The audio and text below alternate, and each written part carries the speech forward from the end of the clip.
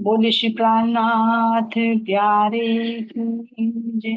श्री सतगुरु महाराज की जय।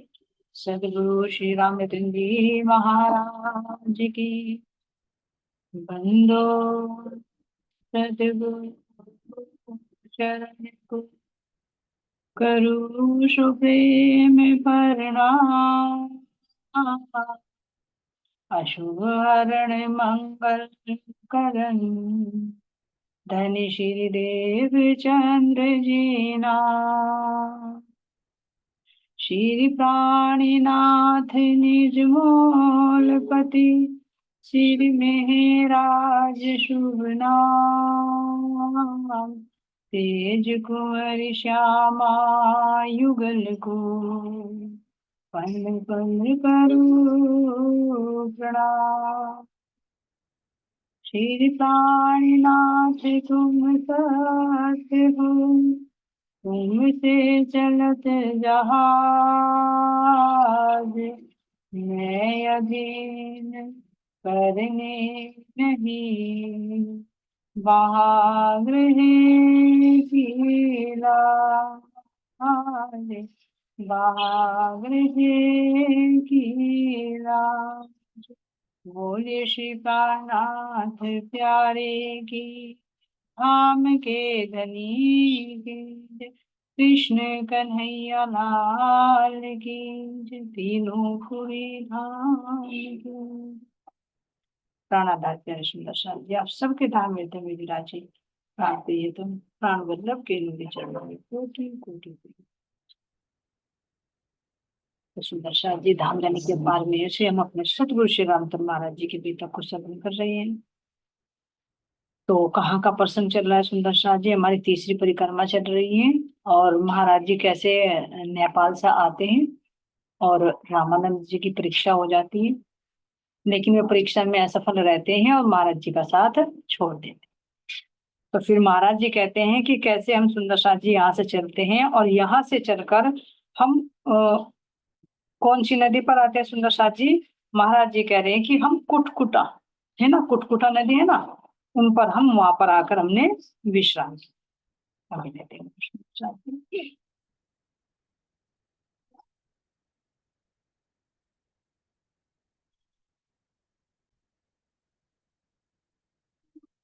है ना। तो कैसे महाराज जी कह रहे हैं कि हम कुटकुटा नदी के तट पर आते हैं और वहां पर हमने स्नान किया, स्नान करके विश्राम करते हैं।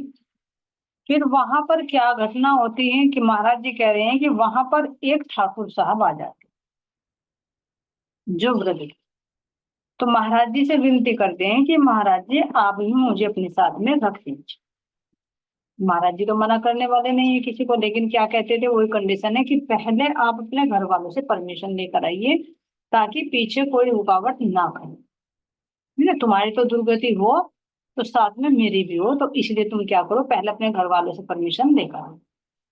अब जिसको जाना होता है सुंदर साथ जी कह भी देते हैं कि झूठ बोलना वो अपराध नहीं होता। अगर अपने आत्मिक कल्याण के लिए झूठ भी बोला जाए, झूठ का सहारा लिया जाए, तो झूठ की कैटेगरी में नहीं आता। तो इसी तरह से उन्हें जो बूढ़े ठाकुर जी थे उन्होंने भी युक्ति लगाई कि घर वालों से पूछूंगा तो जाने नहीं देंगे, तो महाराज जी से झूठ बोल देते हैं कि हाँ मैंने घर वालों से परमिशन। और यहाँ से महाराज जी अब रामानंद जी तो साथ छोड़ देते हैं, लेकिन महाराज जी और जो देवगिरी जी थे और ये ठाकुर साहब तो तीनों चल देते स्टेशन पर। तो महाराज जी कह रहे कि स्टेशन कुछ दूर होता है, तो जैसे हम वहां जाकर देखते हैं तो चल देते हैं, तो रास्ते में बुढ़िया माई मिल जाती जो ठकुराइन है ना। तो वो देखते ही कहती है कि आप कहाँ जा रहे हो मुझे छोड़कर, है शादी क्यों की थी?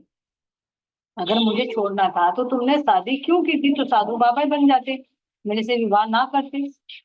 अब देखकर महाराज जी तो वो चक्के रह जाते हैं कि भाई ये तो कह रहा था कि परमिशन ले आया और ये तो इसका मतलब झूठ बोला है। अगर परमिशन दे देते तो क्या विरोध खड़ा होता? और साथ में क्या था, उनका पुत्र भी था ठाकुर साहब का। तो अब यहाँ जो ठकुराइन थी वो शोर मचाना शुरू कर देती है महाराज जी को भी और उनको भी उल्टी सीधी बातें कहती है। ऐसा नहीं कि उसने अपने पति को ही कहा होगा सुंदर श्याम जी, अपने पति को बाद में कहा होगा, पहले महाराज जी पर बंदूक से ली होगी। किसकी बंदूक? शब्दों की बंदूक से थी। उसने शब्दों की बोली कि तुम हमारे, जैसे पीछे कहा कि तुम हमारे पति को कहाँ बहका फुसला कर ले जा रहे हो, तो ऐसा ही इन्होंने भी कहा हो सुंदर साथ जी। तो यहाँ कह रही हैं कि तुम अगर साधु महात्मा बनकर जा रहे हो तो मेरा क्या। इस तरह से वो शोर मचाने लगती है। अब महाराज जी कह रहे भैया जैसे भी लड़ाई झगड़ा हुआ, उनका लड़का भी बोला। तो यहाँ कह रहे सुंदर साथ जी की घंटों तक ये झगड़ा चलता। अब घंटों तक कितने वार्तालाप हुए, और वो भी बुढ़िया माई गुस्से में। ये दूसरे ठाकुर है सुंदर साथ जी, एक ठाकुर तो वे हैं जिनको ट्रेन में से सिटकी गद्दी से नीचे से खींच लाई थी बुढ़िया माई, अब ये दूसरे ठाकुर जी हैं। तो यहाँ कह रहे सुंदर साथ जी, लड़का उसका समझदार था, जा करके हमसे बोले, अजी पिताजी को मेरे महाराज जी आप ही समझा दे। अब लड़के ने उल्टे सीधी बात नहीं कही, न अपने पिताजी को कहा, इसलिए कह रहे समझदार था। जैसे वो ठकुराइन अपने पति को कह रही थी उल्टी सीधी बातें, महाराज जी को कह रही थी, तो लड़का भी बोल सकता था। लेकिन यहाँ समझदारी बता रहे हैं कि लड़के ने समझदारी से काम लिया कि भाई अगर मैं पिताजी को कुछ कहूँ तो ये अच्छा नहीं लगता, इनको भी मैं शब्द बोलूँ, तो उन्होंने ससम्मान कहा कि महाराज जी आप ही मेरे पिताजी को समझाइए कि वो घर वापस नहीं। तो समझाने के लिए तो महाराज जी को अकल थी, लेकिन महाराज जी ही अब उनको उनके लग गए। तो क्या कहते हैं महाराज जी के शब्दों में, सुंदर सुंदर साथ जी, हम बोले हम बोले बोलो तेरे बूढ़े को हम क्या बतला दे, उसने साथ हमारे चलने की हमसे आज्ञा चाहिए। महाराज जी कह रहे उस लड़कियों को कि हम तेरे पिताजी को क्या समझा देंगे, हमने तो पहले ही समझाया था कि भाई तू अपने घर जा और घर वालों की परमिशन लेकर आ, अगर वे राजी हो तो चल हमारे साथ में, हमें कोई ऐतराज नहीं है भाई, अपनी आत्मा का कल्याण करने का सबका अधिकार होता है, तुम चलो हमें क्या आपत्ति तुम्हारे से। लेकिन हमने कहा था कि पूछ कर आओ, लेकिन ये पूछ कर नहीं आए तो हम इसमें क्या समझा, बताओ हमारी गलती हो तो, कि हम भाई बिना पूछे बिना कहीं कुछ लेकर जा रहे हो, तो हमारी तो इसमें कोई गलती नहीं है। अगर हमने कहा था कि भाई घर वाले राजी हो तो भाई ठीक है, और नहीं है तो अपने घर रहो। तो यहाँ कह रहे महाराज जी अब उस लड़के को समझाते हैं, उम्र ठीक थी बात कोई नहीं, हमने आज्ञा दे दी थी, भजन भगवत भजन इसी आयु में अक्षर करते हैं भाई। भाई उम्र थी तो हमने भी आज्ञा दे दी थी, और घर वालों से परमिशन दी तो ये भी इसने कह दिया, तो ये तो भगवान का भजन करने की उम्र है, तो हम इसमें और क्या समझाएं। बताओ अगर इससे कुछ अलग हो तो हम समझाएं। तो यहाँ और कहते सुंदर साथ जी, लेकिन भैया मुझे आपके घर में शांति नहीं दिखती, काम वही उत्तम होता है जिसकी सम्मति बतलाती। महाराज जी कह रहे हैं लड़कियों को कि मुझे नहीं लगता कि तुम्हारे घर में शांति होगी। देखो सुंदर साथ जी क्यों महाराज जी ने परख ली, कि अगर तुम सही सलामत उसको परमिशन दे देते, क्योंकि उसका उम्र का तगाजा है, बुढ़ापा है, बुढ़ापे में ही भजन नहीं करेंगे तो और कब करेंगे, सारे जीवन तो तुम्हारे साथ बिता दिया, लेकिन अब भी भजन भक्ति नहीं करेंगे तो कब करेंगे। तो अगर तुम्हारे घर में तुम परमिशन देते तो वो जरूर पूछ कर आते। तो इसका कारण यही है कि तुम परमिशन उन्हें देने वाले नहीं थे, इसलिए उसने जिक्र भी नहीं किया घर पर। और रही माई की आवाज सुनकर, तो जब ये यहाँ मेरे सामने ऐसी उल्टी सीधी बातें कह रही है, तो मुझे नहीं लगता तुम्हारे घर में शांति होगी। अगर शांति होती तो घर पर ही भजन करते। ध्यान देना सुंदर जी, महाराज जी ने हमें पहले भी पिछले पर्सन से भी समझाई थी कि घर कैसी स्थिति में छोड़े, कैसे उसको हैंडल करे। एकदम महाराज जी ने देखते कह दिया, जब वहां उन्हें ठाकुर जी ने देखा अपनी पत्नी को कि वो तो रास्ते में बैठी है लड़के को लिए, तो कह रही ये तो बड़े हो गया, वो बड़ा सारा करा करा के पानी फिर गया। तो महाराज जी ने कहा भाई अपने मल को अपने आप समेटो, मैं क्या करूँ इसमें। तो अगर घर में शांति होती तो क्या छोड़कर चलते हैं क्या, बिना पूछे चलते। तो यानी मुझे नहीं लगता तुम्हारे घर में शांति, तुम्हारी माँ के वचनों से तुम्हारे व्यवहार से नहीं लगता मुझे घर में शांति होगी। घर में शांति हो तो घर में भजन कर सकते थे। तो लड़कियों को समझा रहे सुंदर साहब जी, लड़कियों को नहीं, ये हम सबको समझा रहे हैं। क्यों, हम भी किसी की पत्नी, हमारे भी पति हैं, हम भी किसी की माँ है, हमारे भी बेटे हैं, बच्चे हैं, हम भी आगे बहू आएंगे। हमें समझा रहे महाराज कि कहीं हम तो रुकावट नहीं बनते हैं, हमारे भी कोई सास ससुर है सुंदर साहब, हमारे भी माता पिता हैं, कहीं हम तो ये नहीं काम करते। इसलिए महाराज जी ये चीज हमें समझा, क्या समझा रही हैं, जिसका पुत्र योग्य हो करके धन भी खूब कमाता हो, उसका पिता तीर्थ यात्रा तक करने जा नहीं पाता हूँ। बात बड़ी दुर्भाग्यपूर्ण है, सुख हुआ करता क्या संतति से। वृद्धावस्था में भी जो ना निकल सके इस गृहस्थी से। जिसका पुत्र योग्य होता है, कामयाब होता है, अच्छे संस्कारों वाला होता है, धार्मिक प्रवृत्ति वाला होता है, और धन खूब कमाता है। योग्य वही होता, सुंदर साथी, योग्य वो नहीं होता केवल जो धन धन कमाए, जिसमें परमात्मा में आस्था हो, धार्मिक कार्य भी करता हो, शिष्टाचार भी हो, बड़ों का सम्मान भी हो, उसको योग्य कहा जाता है। तो जिसका पुत्र योग्य भी हो और धन भी खूब कमाता हो, है ना, तो अगर उसका पिता भी तीर्थ यात्रा तक भी ना जा पाता हो तो बड़ा दुर्भाग्य है। इसी तरह सुंदर साथ जी, यदि हम ही सामर्थ्यवान है, घर का कार्य कर सकते हैं, अपनी आमदनी भी है, सब कुछ है, चल रहा है, अगर हमारे बुजुर्ग बड़े भक्ति में लगना चाहते हैं तो उसमें हमें कोई आपत्ति नहीं होनी चाहिए। और ये तो संदशा जी वृद्धावस्था की हो गई। अब हमारी जो सामने समस्या आती है वो क्या समस्या आती है कि पति सेवा में लग जाए तो पत्नी रुकावट डालती है, और पत्नी लग जाए तो पति रुकावट डालता है। जब मान लीजिए घर की जिम्मेदारियां हैं, ये कहेंगे कि बुढ़ापे में तो पता है करनी ही करनी है, लेकिन इस अवस्था में भी, युवा अवस्था में तो बिल्कुल करनी है। क्यों करनी? क्योंकि इसमें हमारे शरीर सही है। और रही है कि भाई घर का काम की जिम्मेदारी है, इतना टाइम हर कोई मैनेज कर सकता है कि हमें परमात्मा के लिए, हम अपनी आत्मा के उद्धार के लिए कुछ कर सके, भजन भक्ति कर सके। घर का सारा काम कंप्लीट कर कर फिर भी समय बच जाता है। यदि वो कोई व्यक्ति उस समय को अपने कल्याण में लगाता हो, भजन भक्ति में लगाता हो, और तुम उसमें भी रोड़े अटकाते हो, तो से पूछे तो तुम बड़ा अपराध करते हो, पाप के भागी हो। और इतना बड़ा पाप, इतना बड़ा पाप कि इससे बड़ा कोई पाप नहीं होता कि एक आत्मा को अपने परमात्मा के, अपने आत्म कल्याण के मार्ग से रोके। ये तो हत्या से भी बड़ी हत्या है सुंदर सा। यहाँ तो कर देते कि हत्या कर रहे हैं, कि एक शरीर की हत्या कर रहे हैं, ये तुम उसके आत्मा की हत्या कर रहे हो। उसे जागृति होने में तुम बाधक बन रहे हो, जो उसका अपना अधिकार है कि मानव चोले में, मानव चोला ही इसलिए मिला कि वो अपने परमात्मा को प्राप्त कर सके, और तुम उसमें रुकावट बन रहे हो। तो अपना काम कंप्लीट करके, हमारे पास परमात्मा ने इतना टाइम दिया, इतना बिजी नहीं किया किसी भी जीव को कि उसके पास एक्स्ट्रा टाइम ना हो। जब उसने ये समय दिया है, ये मानव तन दिया है उस उद्देश्य के लिए, तो समय भी जरूर दिया। अब हम उस समय को कहाँ व्यर्थ गंवा रहे हैं या उसका सदुपयोग कर रहे हैं, वो हमारे पर डिपेंड करता है। देख ले हर कोई अपना, हर एक के पास समय होता है, 24 घंटे कोई बिजी नहीं होता। जब सोने के लिए हम 8 घंटे निकाल सकते हैं, क्या अपनी आत्मा के कल्याण के लिए नहीं टाइम निकाल सकते? नहीं निकाल सकते, तो वो यानी कहीं ना कहीं अपने समय को मिसयूज कर। और अगर कोई निकाल कर, कैसे ना कैसे करके निकाल कर एडजस्ट कर रहा है, अपनी नींद कम कर रहा है, अपने बाहर के घूमना फिरना कम कर रहा है, बाहर के संबंध कम कर रहा है, वो अपना समय परमात्मा के लिए दे रहा, तुम उसमें रुकावट बनते हो, तो फिर तुम्हारे से बड़ा अपराधी कोई नहीं। न्याय एक दिन होगा। तो यही महाराज जी हमें समझा रही हैं कि अगर तो हम सामर्थ्यवान है और फिर भी किसी के मार्ग में रुकावट डालते हैं, तो उसका दुर्भाग्य ही माने। वो तो अपराधी है ही है, लेकिन हमारा भी दुर्भाग्य ही। अब ये बात महाराज जी समझा रहे हैं कि वृद्धावस्था में भी जो इस गृहस्थी से ना निकल सके तो वो क्या कर सकते। बताए ना, वृद्धावस्था कैसी होती है? रिटायरमेंट।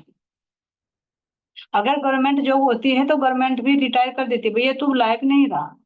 घर परिवार वाले भी ये कह देंगे कि अब नहीं रहा। बहू आती है, सास को कह देंगे मम्मी अब आपकी बस की नहीं है, आप तो रसोई में आपके हाथ कांपते हैं, इतना तो नुकसान हो जाता है, कांच के गिलास टूट जाते हैं, सामान गिरा दे तो आप एक तरफ बैठ जाओ। पुत्र पिता को कह देता है पिताजी अब आपकी बस की नहीं, आपका दिमाग काम नहीं करता, हिसाब किताब में गड़बड़ी करते हो, आप घर बैठ के रेस्ट करो। और एक दिन फिर ये शरीर भी रिटायर हो। कम से कम कुछ दम है शरीर में, तो जब संसार वाले रिटायरमेंट दे देते हैं तो कम से कम कुछ तो परमात्मा के लिए कर ले। अगर वो उसमें भी ना कर पाए, कह रहे महाराज जी बड़ा धोखा। लड़का बोला महाराज जी मैं बाधा नहीं डाल रहा, आप हमारी माँ को समझा दो यह अच्छा होता। लड़के ने तो कहा पिता महाराज जी मैं नहीं रोक रहा हूँ। लग गई ना बात उसको। उन्होंने अपनी सफाई दे दी, महाराज जी मैं नहीं रोक रहा हूँ, मेरी माँ रोक रही है तो आप मेरी माँ को समझिए। अब महाराज जी माँ को समझाए, क्या कहते हैं, हम बोले बुढ़िया से माता तुमको क्या आपत्ति है, इस बूढ़े से काम आपको लेना अब क्या बाकी है। माँ से कह रहे माँ बता, तुझे अगर ये भक्ति में लग जाए तो तुझे आपत्ति क्या है, क्या परेशानी है, बुढ़ापे में तुझे इससे क्या काम करना है। पूरे जीवन तो तूने इसे कोल्लू का बैल बनाकर इसकी कमाई खाई, हर तरह से उपयोग किया, अब तो कम से कम इसे अपना कल्याण कर लेने दे। ये तो शास्त्रों में भी सुंदर साथ है, चार आश्रम इसीलिए तो बनाए गए हैं। ब्रह्मचर्य आश्रम है, गृहस्थ आश्रम है, वानप्रस्थ आश्रम है, संन्यास आश्रम है, चार आश्रम है। तो भाई पहला तुमने गृहस्थी निभा ली, तो गृहस्थी के निभाने के बाद तो शास्त्रों में भी कि पति पत्नी को अलग रहकर भक्ति भजन करना चाहिए, और संन्यास आश्रम में तो पति पत्नी को भी अलग हो जाना चाहिए। तो फिर तुम्हें इस बुढ़ापे में तुझे इससे क्या काम लेना, भाई तुम्हारा परिवार हो गया, बेटा हो गया कमाने वाला, है ना, तुझे अब कोई इंद्रियों की तृप्ति नहीं करनी है तो अब क्या काम करना तुझे, तो बूढ़े से क्या लेना। महाराज जी ने तो खुद तो कहा क्या काम लेना तुझे तो बूढ़े से। हाँ, बुढ़िया बोली काम नहीं कुछ घर से क्यों ये जाते हैं, परमात्मा का नाम अगर लेना है घर ले सकते हैं। बुढ़िया माई ने भी कह दिया कि मुझे कुछ काम नहीं लेना, बस इतना है कि अगर इनको भजन भक्ति करनी है तो घर में रहकर करें, मैं देखती हूँ मेरे आंखों के सामने रहे, काम तो कुछ नहीं लेना, लेकिन मोह होता है कि मेरा बूढ़ा कहीं छोड़ कर ना चला जाए, तो हम भी तैयार हैं, हम बूढ़ी बुढ़िया होने वाले हैं, हम ना कहीं ये बुढ़िया माए बन जाए बुढ़ापे में कि मेरा बूढ़ा छोड़कर जा रहा है तो मैं आपत्ति उठाऊं। नहीं, महाराज जी पहले ही शिक्षा दे रहे हैं कि तुम्हें आना है इस स्टेज में, जाना है तो हाथ जोड़ के विदा करो, ठीक है अपने कल्याण के लिए चलो, जाओ और हो सके तो हमें भी लेकर चलो, सोने पर सुहागा हो जाएगा। तो कह रहे हैं कि उन्होंने कहा कि मुझे कुछ नहीं लेना, बस घर में रहकर भजन भक्ति करें।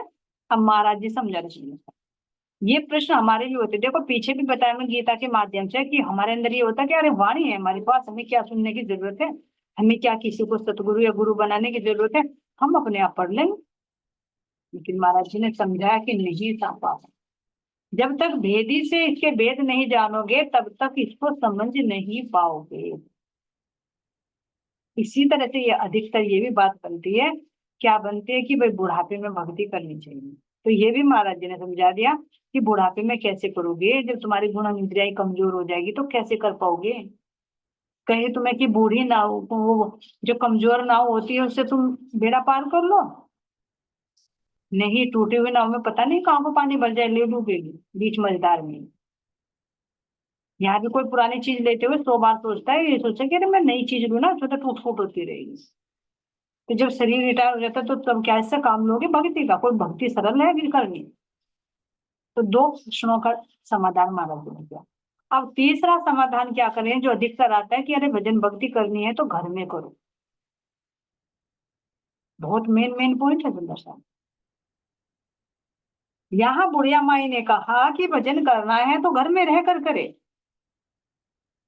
तो महाराज जी यहाँ समझा रहे हैं, क्या समझा रहे हैं, हम बोले जो लोग यात्रा करते हैं पागल हैं क्या, घर छोड़े और पैदल घूमे उनमें बुद्धि नहीं है क्या। माई बता, बर जो यात्रा करते हैं वे लोग पागल हैं क्या, जो तीर्थ यात्रा पर जाते हैं, मंदिरों में जाते हैं, जगह जगह जाकर वास करते हैं, वे कोई पागल है क्या, अपना घर भी छोड़े और पैदल भी घूमे, क्या उन्हें बुद्धि नहीं है। तुम्हारे पास इतनी बुद्धि है जो हमें अकल दे रही है कि भजन करना है तो घर में करे। अब यहाँ ध्यान देना, उससे फायदा क्या होता है जो महाराज जी कह रहे हैं, मन पवित्र होता यात्रा से तीर्थों में जाकर अनासक्त, महात्माओं के दर्शन करके पापी भी बन जाते भक्त। मन पवित्र होता है यात्रा, ये देखो सुंदर सा, जो कहा जाता है ना कि तन से भी बहुत पाप होते हैं, तो जब हम तीर्थ यात्रा पर जाते हैं, जो कष्ट आते हैं, तो उन कष्टों से हमारे दैहिक पाप नष्ट होते हैं।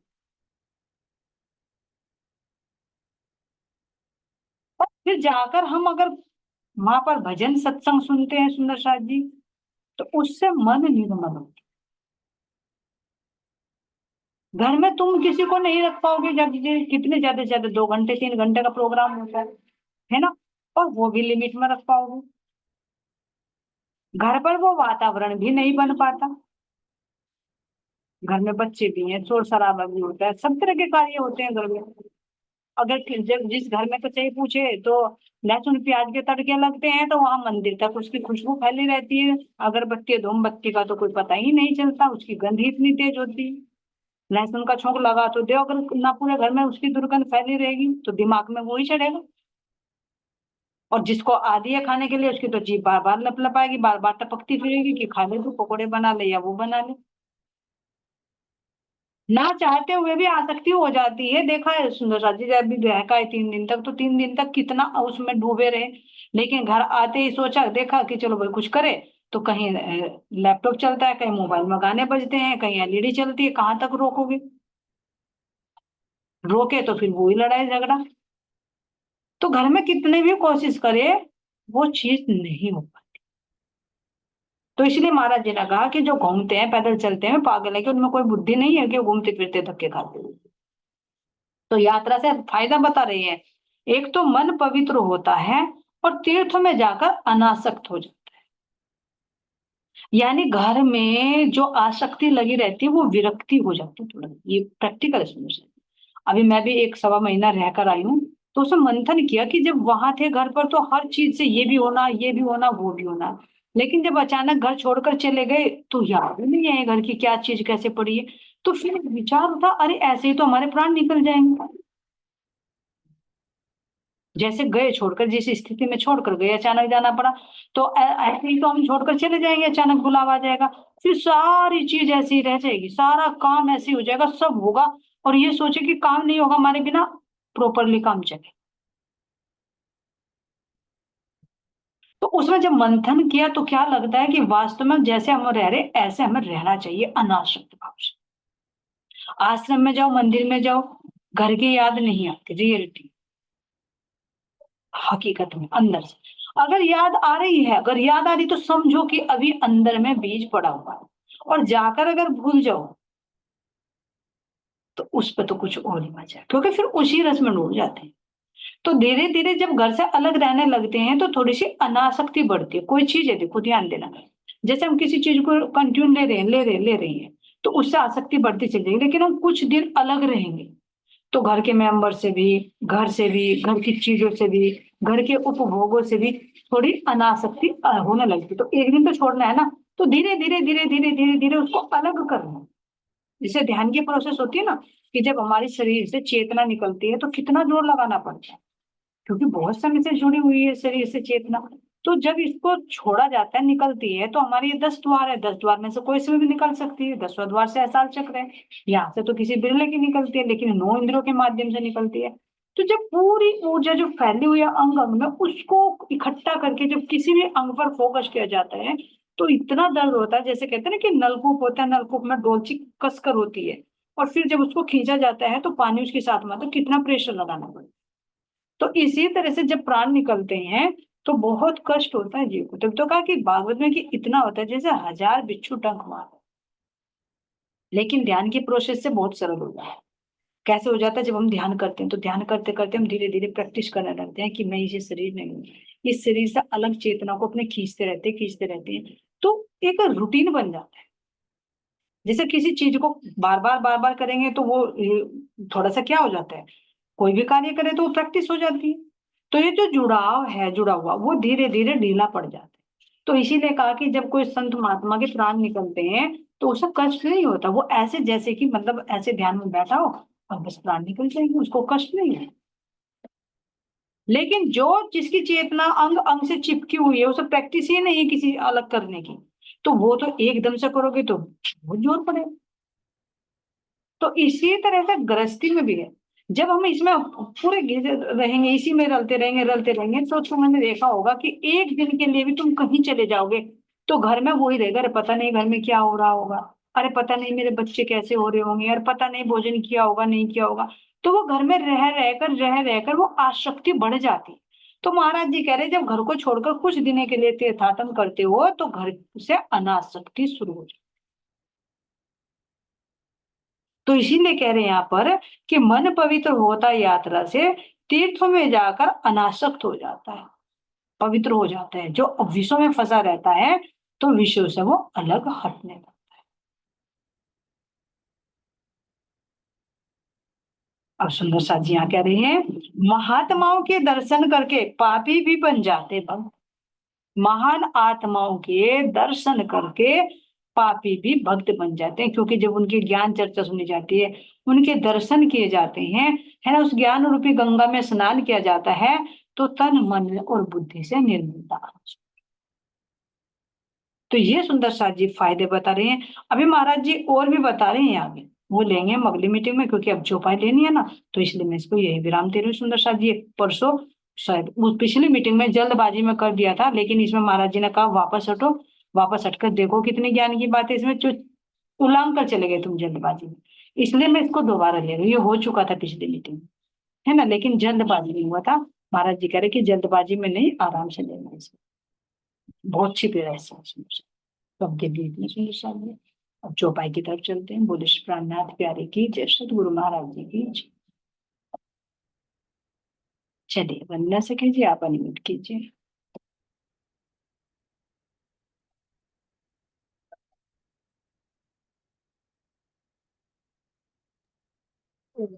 प्रणाम जी। प्रणाम जी। चौपाई आपकी यही है ना, 23? हाँ जी, जी शुरू करूंगी। जी, शुरू करिए। बोलो सतगुरु महाराज की जय, श्री प्राणनाथ प्यारे की जय। बारीक बातें दुख की जो कदी लगे मिठास, तो टूट जाता है ये सुख, होत माया को नास। दुख, बारीक बातें दुख की, यानी दुख तो एक ऐसी चीज है कि इसका ना तो कोई उपचार है ना कोई वैद्य है, लेकिन जो परमात्मा का प्रियतम का जब विरह रूपी दुख लग जाता है, तो ये उनके साक्षात्कार के बिना नहीं छूट सकता। तो अगर किसी को ये दुख लग जाए तो उसको जो कदी लगे मिठास, जो विरह का अच्छा लगने लगे, जिसको भी मतलब दुख अच्छा लगने लगे, तो फिर उसकी तो कोई बात ही नहीं है, क्योंकि वो उसको परमात्मा जल्दी मिल जाएंगे। तो टूट जाता है ये सुख, होत माया को नाश। तो ये सुख जब हम माया मोह में फंसे रहेंगे, तो फिर ये हमें विरह कहाँ से आएगा। तो ये विरह का विरह पैदा करने वाले दुख की बातें बहुत ही सूक्ष्म है। जो हमारे अंदर विरह पैदा करते हैं, तो वो बातें बहुत ही सूक्ष्म है। यदि हमें उसकी मिठास का अनुभव हो जाए, तो माया के जाल में फंसने वाला सुख का बंधन टूट जाता है। तो कहने का भाव यही है, सार यही है कि हमें विरह तो तभी लगेगा ना, जब हम माया के बंधन से छूट जाएंगे, माया मोह के जाल में नहीं फंसेंगे, तभी हमें विरह होगा और तभी हमें परमात्मा से मिलन होगा। लेकिन हमारा ये, हमें कुंती की तरह तो नहीं हम मांग लेंगे। इंसान इतना तो पक्का नहीं हुआ है कि भाई हम भगवान कहेंगे आपको क्या चाहिए, तो हम कहेंगे भाई हमें तो दुखी दे दो। इतनी क्षमता, इतनी शक्ति, इतनी ताकत तो है नहीं। तो बस यही है कि भगवान से दुख में भी सम रहे, सुख दुख में सम रहे, उसमें फूले नहीं रहेगा ना, दुख में भूले नहीं, सुख में फूले नहीं, वही वाली बात है कि दुख सुख में सम रहे।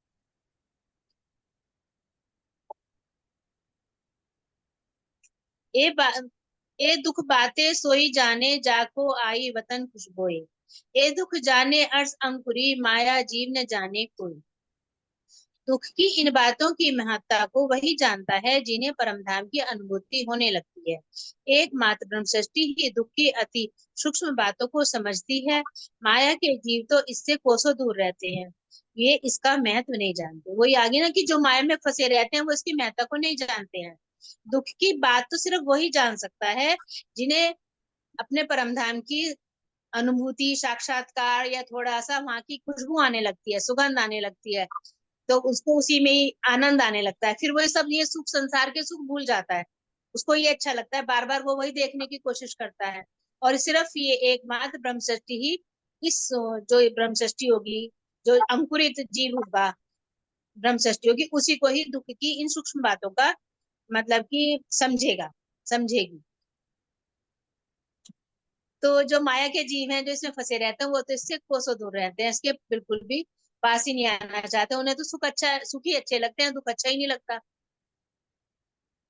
क्योंकि वे इसका महत्व नहीं जानते, है ना, वो वरना से। इसका महत्व नहीं है। हाँ, हाँ जी। महत्व क्या है दुख का? यानी इस दुख से परमात्मा मिल सकते हैं, जो ये विरह रूपी दुख है। जिसको तो सुख का मित्र जो है, संगी है, वो हितैषी है। तो दुख का तो कोई नहीं सुख हितैषी बनना चाहता ना, सब सुख के ही हितैषी बनने चाहते हैं। बस अगर हम दुख के बदले में अपने लाखों सिर भी चढ़ा देना, और हम इसके बदले दुख मिल जाए, लेकिन इंसान में या जीव में, ब्रह्म सृष्टि में इतनी क्षमता नहीं है कि हम वो सारा समर्पण, सारा अर्पण कर दे, हम दुख मांग लें। इतनी क्षमता, इतनी शक्ति, ताकत आ जाए तो फिर तो कुछ बात ही नहीं है। प्रणाम जी, बस इतना ही तो है भाई। इतने में ही आपने सारा कवर कर दिया सुंदर श्याम जी, है ना। ये तो दुख की बात है, केवल एकमात्र, ध्यान दें सुनो, एकमात्र ब्रह्म सृष्टि। नहीं तो कोई भी चाह कर भी दुख नहीं देता। जो आपने कहा ना, बहुत पते की बात कही है, कि कोई बीमार हो जाए तो हर कोई उससे बचता है, कोई गरीब हो तो हर कोई उससे बचता है ना, कोई कुरूप हो, किसी भी तरह से कोई कमी हो, तो कोई भी उसके नजदीक नहीं आना चाहता। लेकिन सांसारिक वैभव से, धन से, रूप से, ज्ञान से वो होशियार हो तो हर कोई उसका रेस्पेक्ट करते हैं, नहीं तो उसको पागल बता देते हैं, और पागल बताकर क्या करते हैं, उससे छुटकारा पाना चाहते हैं। तो इसलिए महाराज जी कह रहे कि ये दुख की अति सूक्ष्म बातें हैं, दुख की अति सूक्ष्म बात।